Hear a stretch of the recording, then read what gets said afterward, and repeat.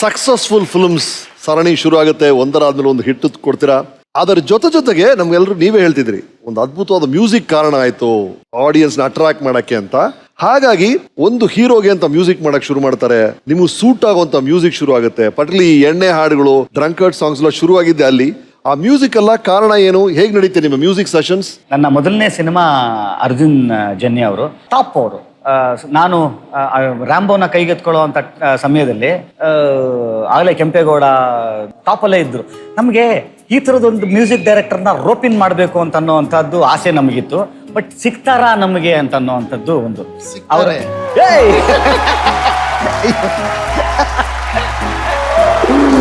Hi, welcome welcome, please come. ಸಿಗ್ತಾರೆ. Hello, welcome to the show. ಅಯ್ಯೋ ಏನು ಇವ್ರು ಇದು? ಇಲ್ಲ, ನಾನು ಯಾಕೆ ಇಬ್ರನ್ನ ಕರ್ಸಿದೆ ಅಂದ್ರೆ, ನೀವು 3 ಜನ ಸೇರಿ ಮಾಡಿದಂತ ಮ್ಯಾಜಿಕ್ ರೀಸೆಂಟ್ಲಿ ಪ್ರೇಮ್ ಹೇಳ್ತಾ ಇದ್ರು, ನೀವೆಲ್ಲ ಜೊತೆಗೆ ಮಾಡಿದಂತ ಸಾಂಗ್ ಅದು ನೋಡಿ 81 ಮಿಲಿಯನ್ ಆಗಿದೆಯಂತೆ. ಚುಟ್ಟು ಹಾಡು. ಅರ್ಜುನ್, ನಿಮ್ಮಿಂದ ಶುರು ಮಾಡೋಣ. ದೇವರೊಬ್ಬ ಇರ್ತಾನೆ, ಅವನು ಪ್ಲಾನಿಂಗ್ ಮೀರಿ ಏನೂ ನಡೆಯೋದಿಲ್ಲ. ಅವನು ಕರ್ಕೊಂಡ್ ಬಂದ್ಬಿಟ್ಟು ಶರಣ್ ಸರ್ನ ನನ್ನ ಒಂದು ಮಾಡ್ತಾನೆ. ನನ್ನ ಎಕ್ಸ್ಪೆಕ್ಟೇಷನ್ ಎಲ್ಲೋ ಇರುತ್ತೆ, ಅವ್ನು ಕರ್ಕೊಂಬಂದು ಇಲ್ಲಿ ಹಿಂಗೆ ಅಂಟಿಸ್ಬಿಡ್ತಾನೆ.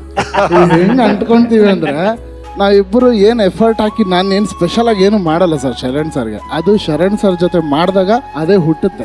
ಯಾಕಂದ್ರೆ ಇದ್ರಲ್ಲಿ ಆ ತಂಡ ಹಂಗಿದೆ, ಶರಣ್, ತರುಣ್, ಯೋಗರಾಜ್ ಭಟ್. ಕರೆಕ್ಟ್, ನೀವ್ ಹೇಳ್ತದ್ದು ಕರೆಕ್ಟ್. ಇದೇನ್ ಪ್ಲಾನ್ ಮಾಡಿ ಮಾಡುವಂತ ವಿಷಯನೇ ಅಲ್ಲ, ಆಗುತ್ತಷ್ಟೇ ಅದು. ಆಗಲ್ಲ. ನನಗೇನೋ ಗೊತ್ತಿಲ್ಲ ಸರ್. ನಂದ ತರುಣ್ ಅವರ ಅಣ್ಣ ಇದಲ್ಲ, ಇವರು ಫ್ರೆಂಡ್ ಸಿಕ್ಕಾಪಟ್ಟೆ. ಸುದೀಪ್ ಸರ್ ಅವ್ರ ಮನೆಯಲ್ಲಿ ಕೆಂಪೇಗೌಡನ ರಶ್ ನೋಡೋದಕ್ಕೆ ಹೋಗಿದ್ವಿ. ಅಲ್ಲಿ ಫಸ್ಟ್ ಟೈಮ್ ಬಂದಿದ್ರು ಇವರು. ರೀ ರಿಕಾರ್ಡಿಂಗ್ ಆಗಿತ್ತು. ರಫ್ ಸಿನಿಮಾ ತಪ್ಪಕ್ಕಂತ ಹೋಗಿ ಮೀಟ್ ಮಾಡ್ಸೇಬಿಟ್ಟ ಸರ್. ಅರ್ಜುನ್ ಒಂದು ಸಿನಿಮಾ ಮಾಡ್ತಿದ್ದಾನೆ, ನೀವು ಮ್ಯೂಸಿಕ್ ಅದಕ್ಕೆ ಹಿಂಗೆ ಹೇಳ್ತಾವನೆ. ಇಲ್ಲ ಸರ್, ಬರ್ತೀವಿ ನಿಮ್ಮ ಹತ್ರ, ಒಂಚೂರು ರೆಮಂಡ್ರೇಷನ್ ಮಾತಾಡಬೇಕು. ಏನು ತೊಗೊಳ್ತೀರಾ ನೀವು, ಏನು ಅಂತ ಗೊತ್ತಿಲ್ಲ. ಇದನ್ನ ನೀವು ಹೇಳಿದ್ರೆ ನಂಬರು, ನಾವು ಪ್ಲಾನ್ ಮಾಡ್ಕೊತೀವಿ, ನಿಮ್ಮ ಹತ್ರ ಬರಬೇಕೋ ಬೇಡವೋ ಅಂತ. ಇದು ಮನಸ್ಸಲ್ಲಿ ಇರೋದು ಒಳಗಡೆ. ಅವ್ರು ಅಂದಿದ್ದು ಒಂದೇ ಮಾತು ಸರ್, ದುಡ್ಡು ಸೈಡ್ಗೆ ಇಡ್ರಿ, ಪಿಕ್ಚರ್ ಮಾಡೋಣ ಬನ್ರಿ ಅಂತ. ಅದು ಒಂದು ಮನಸ್ಸಿದೆ ಗೊತ್ತಾ, ಆ ಒಂದು ಮನಸ್ಸೇ ಮೋಸ್ಟ್ಲಿ ನಮ್ಮಿಬ್ಬರನ್ನ ಒಂದು ಸಕ್ಸಸ್ಫುಲ್ ಜೋಡಿಯಾಗಿ ಮಾಡಲಿಕ್ಕೆ ಕಾರಣ ಆಯಿತು ಅಂತ ಅನ್ಕೊಂತೀನಿ. ಎಸ್ ಆಶಿಕಾ ಅವರೇ, ಇದಾದ್ಮೇಲೆ ರಾಂಬೋ 2 ಈ ಚುಟು ಹಾಡು ಬರುತ್ತೆ, ಇವ್ರ ಜೊತೆ ಕೆಲಸ ಮಾಡ್ತೀರಿ. Your memories of working with Sharan. So Sharan sir ಈಗೇನ್ ಈ ತರ ಎಲ್ಲ ಏನ್ ಲೈಫ್ ಬಗ್ಗೆ ಜರ್ನಿ ಹೇಳ್ತಿದಾರೋ, ಸೊ ಅದನ್ನೆಲ್ಲ ನಾನು ಕೇಳಿದ್ದೆ. ನಾನು ಅವಾಗ್ಲೇ ಅನ್ಕೊಂಡಿದ್ದೆ, I think this man should be there ಅಂತ. So to see him today here so nice, is really good. And apart from whatever the achievement is, ಅಷ್ಟೇ ತರಲೆ, ಅಷ್ಟೇ ಕಾಲೆಳಿತಾರೆ, ರೇಗಿಸ್ತಾರೆ ಸೆಟ್ಟಲ್ಲಿ. ಸೊ ನಾನು ವೆರಿ ಫನ್ ಲವಿಂಗ್ ಪರ್ಸನ್ ಅಂತ ಹೇಳ್ಬೋದು. ಸೆಟ್ಟಲ್ಲಿ ತುಂಬ ಖುಷಿ, ತುಂಬ ಫನ್ ಇರುತ್ತೆ ಸರ್ ಜೊತೆ. ನನ್ನೊಬ್ಬಳಿಗೆ ಅಲ್ಲ, ಇಡೀ ಸೆಟ್ಟಲ್ಲಿ ಎಲ್ಲರೂ ಅಷ್ಟೇ ಖುಷಿಯಾಗಿರ್ತೀವಿ. So that's wonderful about him. And thank you sir. And Rambo 2 ಅಲ್ಲಿ ಪ್ರೊಡಕ್ಷನ್ ವೈಸ್ ಆಗಲಿ, ಜೊತೆಗೆ ನನಗೆ ಹೇಳ್ಕೊಟ್ಟಿದಂಥ ಪಾಠ, ಎವ್ರಿಥಿಂಗ್ ರಿಯಲಿ ವರ್ತ್. ಆ್ಯಂಡ್ ಇಲ್ಲಿ ಇವತ್ತು ನಿಮ್ಮನ್ನು ನೋಡ್ತಿರೋದು ತುಂಬ ಖುಷಿ. Thank you all. ಇದೆಲ್ಲ ನೋಡ್ತಿದ್ದಾಗ ನೀವು ತರುಣ್ ಎಂತ ಗೆಳೆಯರು, ಒಬ್ರೊಬ್ರು ಎಷ್ಟು ಇಷ್ಟಪಡ್ತಾ ಇದ್ರಿ. ಇದರ ಮಧ್ಯೆ ಈ ಅದ್ಭುತವಾದ ಕೆಲಸಗಳಾಗುತ್ತೆ, ಇವನ್ನ ದೊಡ್ಡ ಹೀರೋ ಮಾಡ್ತೀರಿ. ಮಧ್ಯದಲ್ಲಿ ನಿಮ್ಮಿಬ್ರು ಮಧ್ಯೆ ಒಂದು ಮನಸ್ತಾಪ ಆಯ್ತಂತೆ, ತರುಣ್ ದೂರ ಆದ್ರಂತೆ ಯಾವುದೋ ಕಾರಣಕ್ಕೆ. ಏನಾಯ್ತು ಶರಣ್?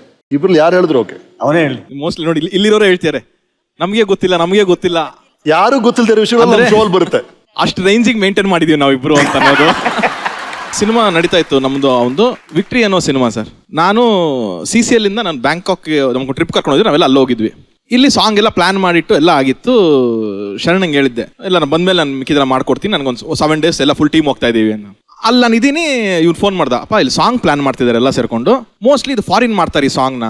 ಇಲ್ಲ ಮಗ, ಫಾರಿನ್ ಬೇಡ, ಅದು ನಾನು ಬೇರೆ ಏನೋ ಇಮ್ಯಾಜಿನೇಷನ್ ಮಾಡ್ಕೊಂಡಿದ್ದೀನಿ, ಒಂದು ಸೆಟ್ ಮಾಡ್ಬೇಕು, ಇನ್ನೊಂದೇನೋ ನಾನು ಬಂದು ಹೇಳ್ತೀನಿ. ಇಲ್ಲ, ಪ್ರೊಡ್ಯೂಸರು ಎಲ್ಲರೂ, ಕೋರಿಯೋಗ್ರಾಫರ್ ಎಲ್ಲರೂ ಫಿಕ್ಸ್ ಆಗ್ತಿದ್ದಾರೆ. ಈಗ ನಾವು ಇನ್ನೂ ಅವಾಗಿನ ಸೆಕೆಂಡ್ ಫಿಲಮ್, ನಮಗೆ ತುಂಬ ಕಂಟ್ರೋಲ್ ಇಲ್ಲ ಮಗ. ಇಲ್ಲಿ ಇನ್ನೊಬ್ಬನ ಕೈಯಲ್ಲೇ ಕಂಟ್ರೋಲ್ ಇರೋದು ಇದನ್ನ ಕ್ಯಾನ್ಸಲ್ ಮಾಡೋದಕ್ಕೆ. ಅವ್ರು ಯಾವ ರೇಂಜಿಗೆ ಫಿಕ್ಸ್ ಆಗಿದ್ದಾರೆ ಅಂದರೆ ಸರ್, ನಾನು ಬರೋಕ್ಕಿಂತ ಮುಂಚೆ ಫ್ಲೈಟ್ ಟಿಕೆಟ್ ಹಾಕಿ ಬುಕ್ ಮಾಡ್ತಾರೆ. ಅದು ಮಾಡಿದ್ಮೇಲೆ ನಮ್ಮ ಕೈಯಲ್ಲಿ ಕಂಟ್ರೋಲ್ ಇಲ್ಲ, ನಾನು ಲಾಸ್ ಮಾಡೋಕ್ಕಾಗಲ್ಲ. ನನಗೆ ಒಂದು ಕೆಲಸ ಮಾಡು, ನಿಂಗೆ ಹುಷಾರಿಲ್ಲ ಅಂತ ಹೇಳು, ನಿನಗೆ ಬೇರೆ ಏನಾರು ಪ್ರಾಬ್ಲಮ್ ಹೇಳು, ಒಟ್ಟು ನಾನು ಬರೋ ತನಕ ಆ ಪ್ರೋಗ್ರಾಮ್ ಕ್ಯಾನ್ಸಲ್ ಆಗಬೇಕು. ಇಷ್ಟು ಮಾಡು ಮಗ, ನಾನು ಮಿಕ್ಕಿದ ನಾನು ಮ್ಯಾನೇಜ್ ಮಾಡ್ತೀನಿ ಅಂತ ಹೇಳಿದ್ದೆ. ಆಯಿತು ಅಂತ ಹೇಳಿ ನನಗೆ ಫೋನ್ ಇಟ್ಟ ಸರ್. ನಾನು ಬಂದೆ ಅಲ್ಲಿಂದ. ಬಂದು ಅದೇ ಸಾಂಗ್ ಅಂತಂದರೆ, ಇಲ್ಲ ಸರ್, ಎಲ್ಲ ಪ್ಲ್ಯಾನ್ ಮಾಡಿಬಿಟ್ಟಿದ್ದೀವಿ, ಅರೆ ಫಾರಿನ್ ಹೋಗ್ತಾ ಇದ್ದೀವಿ ನಾವು. ಶರಣ್ ಸರ್ ಏನು ಹೇಳಲಿಲ್ವಾ? ಕೇಳಿದ್ವಿ, ಓಕೆ ಅಂದರು ಸರ್. ಇವನಿಗೂ ಫಾರಿನ್ ನೋಡೋ ಆಸೆ ಇತ್ತು. ನನಗೆ ಒಂಥರ ಬೇಜಾರಾಗೋಯ್ತು ಸರ್. ನಾನು ಅಷ್ಟು ಏನೋ ಯೋಚನೆ ಮಾಡ್ಕೊಂಡು ಏನೋ ಒಂದು ಮಾಡಿದ್ದೀನಲ್ಲ. ಆಯಿತು, ಫೋನ್ ನೋಡಿದೆ, ಫೋನ್ ಎತ್ತಿಲ್ಲ ಅವನಿಗೆ ಗೊತ್ತು ನಾನು ಕೋಪ ಮಾಡ್ಕೊಂಡಿದ್ರೆ ಇನ್ನು ಬೇಡ ಯಾಕೆ ಅಂತ ಅಂದ್ಬಿಟ್ಟು 2 ಸತಿ ಫೋನ್ ಎತ್ತಲಿಲ್ಲ, ಬಿಟ್ಟೆ ಸರ್ ನಾನು. ಅಲ್ಲಿಂದ ಒಂದು ವಾರ ಅವನೊಂಚೂರು ಗ್ಯಾಪ್ ಕೊಟ್ಬಿಟ್ಟು ಆಮೇಲೆ ಮಾತಾಡೋಣ, ಆಮೇಲೆ ಅವ್ನು ಮಾಡ್ದೆ ನಾನು ಎತ್ತಿಲ್ಲ. ಅಲ್ಲಿಂದ ಒಂದು ವ್ಯಾಕ್ಯೂಮ್ ಕ್ರಿಯೇಟ್ ಆಯಿತು ಸರ್. ನನಗೆ ಹರ್ಟ್ ಆಗಿತ್ತು ಅಂತ ಅವನಿಗೂ ಗೊತ್ತು.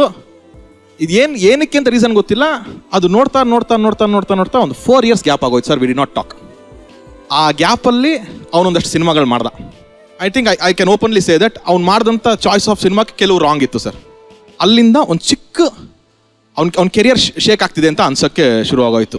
ಅದಾದ್ಮೇಲೆ ಅವ್ನು ಹೇಳ್ತಾನೆ ಕೇಳಿ ಸರ್. ಒಂದು ಕಾಫಿ ಡೇಯಲ್ಲಿ ಕೊರಿಯೋಗ್ರಾಫರು ಮತ್ತು ಡೈರೆಕ್ಟ್ರು ಇಬ್ಬರು ಸೇರಿಕೊಂಡು ನನ್ನ ಮುಂದೆನೇ ಆಯಿತು. ಕಂಟ್ರೋಲ್ ಮೀರೋಗಿದೆ, ಹೆಂಗೆ ಹೇಳೋದು ಏನು ಅಂತ ಗೊತ್ತಾಗಲಿಲ್ಲ. ಇವ್ನು ಮೀರಿ ಒಂದು ಕೆಲಸ ಮಾಡಿಬಿಟ್ಟಿದ್ದೀನಿ ನಾನು. ಅಂದರೆ ಅದಕ್ಕೆ ಒಬ್ಬ ಹೀರೋ ಆಗಿ ಅಂದ್ಬಿಟ್ಟಿದ್ದೀನಿ, ಅದು ಅನಿವಾರ್ಯ, ನನಗೇನು ಅದು ಇದಿಲ್ಲ. ಇವ್ನು ಹೆಂಗೆ ಹೇಳೋದು, ಬ್ಲಾಸ್ಟ್ ಆಗಿಬಿಡ್ತಾನೆ.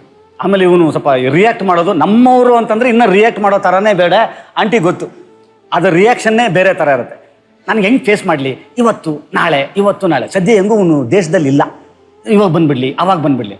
ಅಷ್ಟರೊಳಗಡೆ ಒಂದು ಚಿಕ್ಕ ವ್ಯಾಕ್ಯೂಮ್ ದೂರ ಶುರು ಆಯ್ತು. ಇಲ್ಲ, ವ್ಯಾಕ್ಯೂಮ್ ಕ್ರಿಯೇಟ್ ಆಗಿದೆ. ನನಗೂ ಅವನಿಗೆ ಬರೋದು ಇದು ಒಂದೇ ಸರ್ ಪ್ರಾಬ್ಲಮ್ ಅಷ್ಟೇ, ಇನ್ನೇನು ಬರಲ್ಲ. ಒಬ್ಬ ಫ್ರೆಂಡ್ಸು ದೂರ ಆಗಲಿಕ್ಕೆ ಡಿಸ್ಟೆನ್ಸ್ ಅಲ್ಲ ಕಾರಣ, ಕಮ್ಯುನಿಕೇಷನ್. ಒಂದು ಘಟ್ಟ ಬರುತ್ತೆ ಲೈಫಲ್ಲಿ, ಒಂದು ಬ್ಯಾಡ್ ಪ್ಯಾಚ್ ಸ್ಟಾರ್ಟ್ ಆಗುತ್ತೆ. ಇದು ನನಗೂ ಗೊತ್ತು, ಎಲ್ಲರಿಗೂ ಗೊತ್ತು. ಆದರೆ ನಿಜಕ್ಕೂ ಮನಸ್ಸಿಗೆ ಒಬ್ರಿಗೆ ಹೋಗುತ್ತೆ ಅಂತ ಅನ್ನೋದಕ್ಕೆ ಒಂದು ಮೆಸೇಜ್ ಬರುತ್ತೆ ನನಗೆ. ಕ್ಯಾನ್ ವಿ ಮೀಟ್ ಅಂತ. ನಾಗರಬಾವಿ BDA ಕಾಂಪ್ಲೆಕ್ಸ್ ಪಕ್ಕದಲ್ಲಿ ಒಂದು ಕಾಫಿ ಡೇ ಇದೆ. ನಾನು ಹೋದೆ, ನನ್ನ ಮನೆ ಪಕ್ಕನೇ ಅದು. ನನ್ನ ಮನೆ ಪಕ್ಕ ಕೂತಿದ್ದೀನಿ, ಹಿಂಗೆ ನೋಡ್ತಾ ಇದ್ದೀನಿ, ಬಾಗಿಲು ನೋಡ್ತಾ ಇದ್ದೀನಿ ನಾನು. ಆಫ್ಟರ್ 4 years ನನಗೆ ಮತ್ತೆ ಸಿಗ್ತಾ ಇದ್ದಾನೆ, ಬರ್ತಾ ಇದ್ದಾನೆ ಅವನು. ಹೆಂಗೆ ಗ್ರೀಟ್ ಮಾಡಲಿ ಅವನ್ನ, ಹಿಂಗೆ ಗ್ರೀಟ್ ಮಾಡಲಾ ಅಥವಾ ಕ್ಯಾಶುಯಲ್ ಆಗಿ ತೊಗೊಂಡ್ಬಿಡ್ಲಾ ಅಥವಾ ಎಮೋಷನಲ್ ಆಗಿಬಿಡ್ತೀನಾ ನನಗೆ ಗೊತ್ತಿಲ್ಲ. ನನಗೆ ಬಂದ, ಫೋನ್ ಹಿಂಗಿಟ್ಟೆ, ಬಂದ, ಹೋದೆ, ತಪ್ಕೊಂಡ್ವಿ. ಹೆಂಗಿದ್ಯಾ? ಚೆನ್ನಾಗಿದ್ದೀನಿ. ಏನು ತೊಗೊಂಡ್ಯಾ? ಕಾಫಿನ ಟೀನಾ? ಏನಿಲ್ಲ, ಕಾಫಿ ಹೇಳೋಣ. ಕಾಫಿ ಹೇಳಿದೆ, ಕೂದೆ. ಸ್ವಲ್ಪ ಹೊತ್ತಾದ್ಮೇಲೆ ಮತ್ತೆ ಹೆಂಗೆ ನಡೀತಾ ಇದೆ? ಎಲ್ಲ ನಡೀತಾ ಇದೆ. ಫಸ್ಟ್ ಕೇಳಿದ ಕ್ವಶನ್ ಅವನು, ಏನಕ್ಕೆ ಸಿಕ್ಕಿರ್ಬೋದು ಹೇಳಿ ನಾನು ನಿನಗೆ ಅಂತಂದ. ನಾನು ಇವತ್ತಿಂದು ಕಂಡೀಷನ್ ನೋಡಿ ನೀನು ಅದನ್ನು ಹೇಳೋದಕ್ಕೆ ಬಂದಿದ್ಯಾ ಅಂತ, ಕೇಳೋದಕ್ಕೆ ಬಂದಿದ್ಯಾ ಅಂತ ಅನ್ಸುತ್ತೆ ಅಂತ ಹಿಂಗೆ ಕೈ ಕೊಟ್ಟ. ಅದಕ್ಕೆ ಬಂದಿರೋದು ಅಂತಂದು. ನನಗೆ ಗೊತ್ತಿದ್ದು, ಕಷ್ಟಕ್ಕೆ ಅಥವಾ ಸುಖಕ್ಕೆ ಅಥವಾ ಸಂತೋಷಕ್ಕೆ ಬರೋ ಅಂಥವ್ರು ಸಾವಿರಾರು ಲಕ್ಷಾಂತರ ಜನ ಸಿಗ್ಬೋದು ಸರ್. ಕಷ್ಟಕ್ಕೆ ಸ್ಪಂದಿಸೋ ಅಂಥವ್ರು ಭಾಳ ಭಾಳ ಭಾಳ ಭಾಳ ಭಾಳ ಕಮ್ಮಿ. ನಮ್ಮ ಈಗೋನ ಮುರಿಯೋ ಅಂಥ ಒಂದು ಲವ್ ಅಲ್ಲಿದೆ ಅಂತ ಅನ್ನೋದಾದರೆ ನಮ್ಮಿಬ್ರು ಪ್ಯಾಚ್ ಆಗಲಿಕ್ಕೆ ಅವನಿಗಿರೋ ಅಂಥ ದೊಡ್ಡ ಮನಸ್ಸೇ ಕಾರಣ. ಅದು ಇದರ ಅಷ್ಟು ಕ್ರೆಡಿಟು ಅವನಿಗೆ ಹೋಗುತ್ತೆ. ಇದು ಬಹಳ ಮುಖ್ಯವಾದ ವಿಷಯ ಅಂದರೆ, ಯಾರೋ ಒಬ್ಬರು ಒಂದು ಹೆಜ್ಜೆ ಮುಂದೆ ಇಡದೇ ಇದ್ರೆ ಈ ಥರ ಸಮಸ್ಯೆ ಎಷ್ಟು ಜನರಲ್ಲಿಲ್ಲ ರೀ. ಎಷ್ಟು ಜನ ಫ್ರೆಂಡ್ಸಲ್ಲಿಲ್ಲ, ಗಂಡ ಹೆಂಡತಿ ಮಧ್ಯೆ ಇಲ್ಲ, ಕುಟುಂಬಗಳಲ್ಲಿಲ್ಲ. ಈ ಒಂದು ಸಣ್ಣ ಈಗೋ, ಮೊದಲನೇ ಹೆಜ್ಜೆ ನಾನು ಇಡೋದ ಅವ್ರು ಇಡೋದ, ಇದರಿಂದ ಹೆಂಗ್ ಮುರಿತಾ ಇದೆ ಸಂಬಂಧಗಳು ಅಂದ್ರೆ ಅದಕ್ಕೊಂದು ಉದಾಹರಣೆ ಆಗಿದ್ದೀರಾ. One hug boys, come on.